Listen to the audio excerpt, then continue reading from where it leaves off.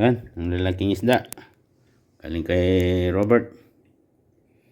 Ewan ko kung kunin ko lang yung mga laman nito. Tapos, pwede sigurong isigang yung ulo.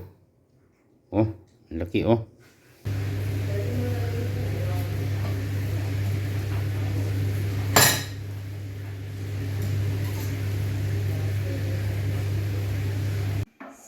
Yan ang sisigang natin sa miso. Yung dalawang ulo na to, tsaka na. Yung munang tiyan niya. Okay. Kuha tayo ng isawag natin sa sinigang sa miso. Yan o, may uod o. May uod. Yan o. Kahit may uod, pwede yan. Imayin na lang.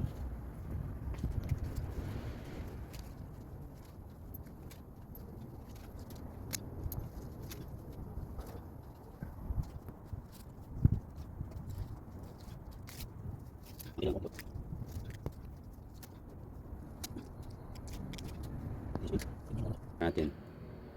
Pwede na yan. Kinukulap yan eh. Kinukulap. Dami pa rin uod. Yan ang ating mustasang nakuha. Pansawag dito sa sinigang sa miso. Yan ang tiyan ng mga dalawang isda, guys. Yun, naluto na yung ating sinigang sa miso. Yan ang tiyan ng isda, guys. Sarap. Okay, kain muna. Bye for now.